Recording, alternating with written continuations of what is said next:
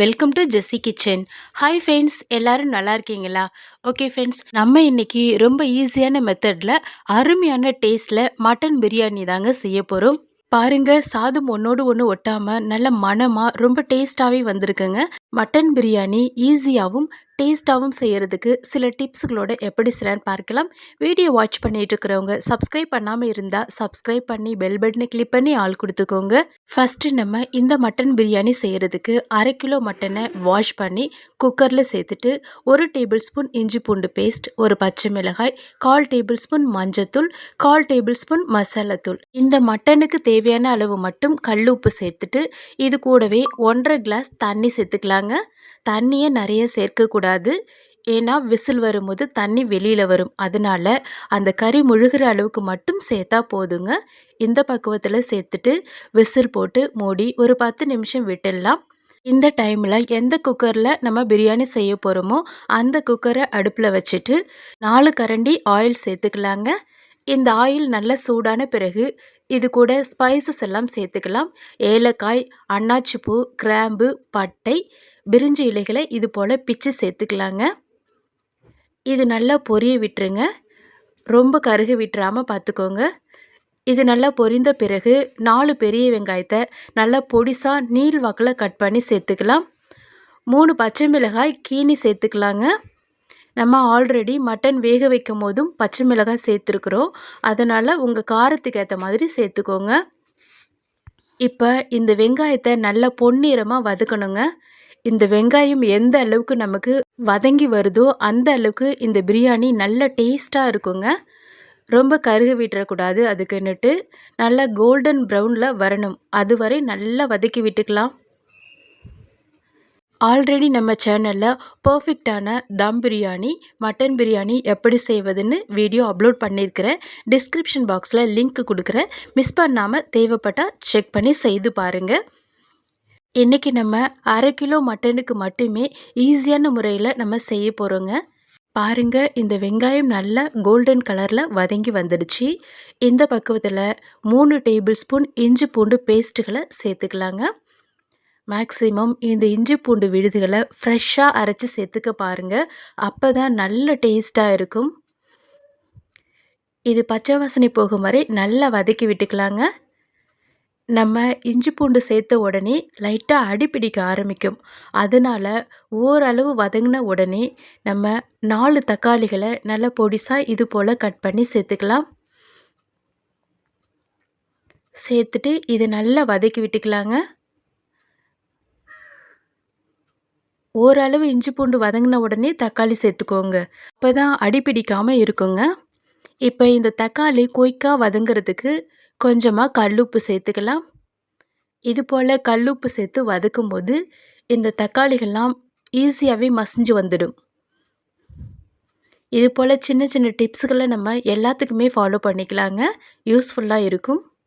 நம்ம இன்றைக்கி 1/2 கிலோ மட்டனை ரொம்ப குயிக்காகவும் சிம்பிள் அண்ட் டேஸ்ட்டாகவும் எப்படி செய்யலான்னு தாங்க பார்க்க போகிறோம். பிகினர்ஸ், பேச்சுலர்ஸ்க்கெலாம் இந்த மெத்தட் ரொம்ப ஈஸியாக இருக்குங்க.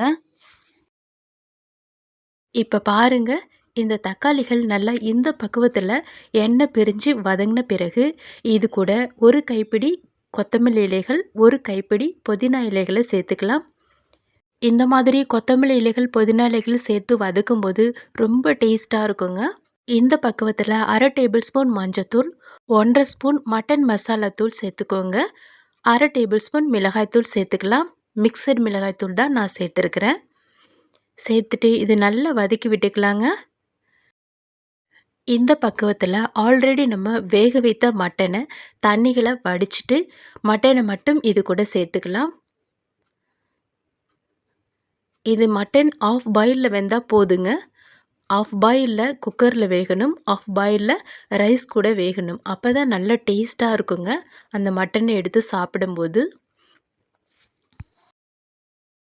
பாருங்கள், இது போல் நம்ம கரண்டிகளால் நல்லா மிக்ஸ் பண்ணி விட்டு அந்த எண்ணெய்கள் எல்லாம் நல்லா ஓரங்களில் பிரிஞ்சு வரணும், அதுவரை வதக்கிட்டு பிறகு நம்ம இது கூட தண்ணி சேர்த்துக்கலாம்.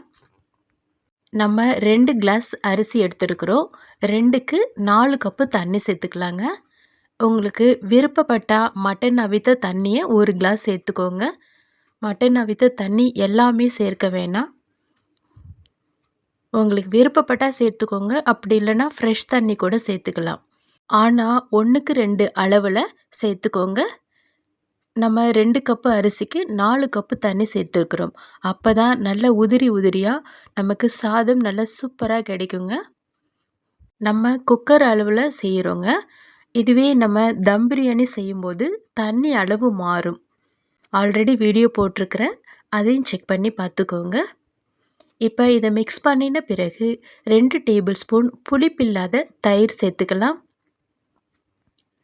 இது கூடவே லெமன் ஜூஸ் 3 ட்ராப் மட்டும் சேர்த்துக்கோங்க, அதிகமாக சேர்க்க வேணாம்.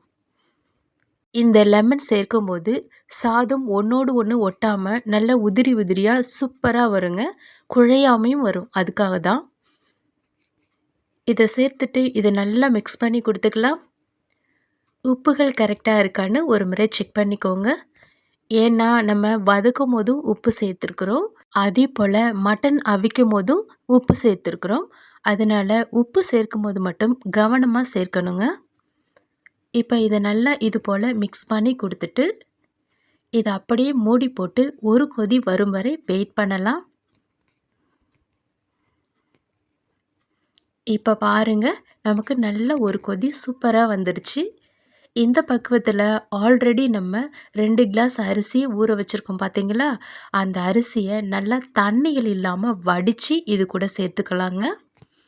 முக்கியமாக இந்த அரிசியில் தண்ணி இல்லாமல் பார்த்துக்கோங்க, அப்போ தான் நமக்கு சாதம் நல்லா பொல பொலன்னு வரும்.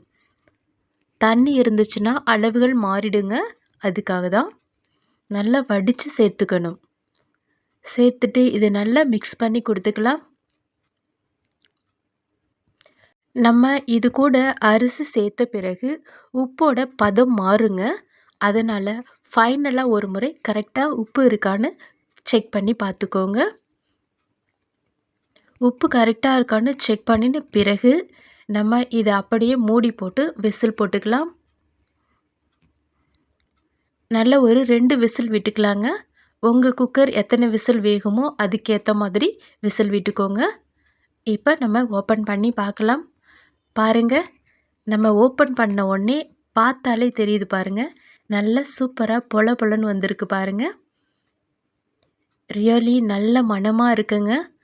ரொம்ப சிம்பிளாக ஒரு 10 நிமிஷத்துலேயே நம்ம செய்திடலாம் இந்த பிரியாணி.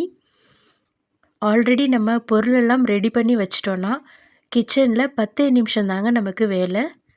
ரொம்ப ஈஸியாகவே நல்ல டேஸ்ட்டாகவும் இருக்குது, நல்ல மணமாகவும் இருக்குங்க. நீங்களும் மிஸ் பண்ணாமல் இதே போல் ட்ரை பண்ணி பாருங்கள். இது போல் இன்னும் நிறைய NVA items, sweet, snacks, summer drinks வீடியோக்கள் அப்லோட் பண்ணியிருக்கேன். டிஸ்கிரிப்ஷன் பாக்ஸில் லிங்க் கொடுத்துருக்குறேன். உங்களுக்கு தேவைப்பட்டால் ஓப்பன் பண்ணி செக் பண்ணி செய்து பாருங்கள். எப்படி வந்ததுன்னு மறக்காமல் கமெண்ட் பாக்ஸில் கமெண்ட் பண்ணுங்கள். ஓகே ஃப்ரெண்ட்ஸ், இதுவரை என்னுடைய வீடியோவை பொறுமையாக வாட்ச் பண்ணதுக்கு ரொம்ப ரொம்ப தேங்க்ஸுங்க. இப்போ வீடியோ பார்த்துட்ருக்குறவங்க சப்ஸ்கிரைப் பண்ணாமல் இருந்தால் சப்ஸ்கிரைப் பண்ணி பெல் பட்டனை கிளிக் பண்ணி ஆல் கொடுத்துக்கோங்க. அப்போ தான் என்னுடைய வீடியோக்கள் உங்களுக்கு நோட்டிஃபிகேஷனில் வரும். உங்கள் ஃப்ரெண்ட்ஸ் அண்ட் ரிலேட்டிவ்ஸுக்கு ஷேர் பண்ணுங்கள், கமெண்ட் பண்ணுங்கள், லைக் பண்ணுங்கள். Okay friends, thank you. நெக்ஸ்ட் வீடியோவில் பார்க்கலாம். பாய்.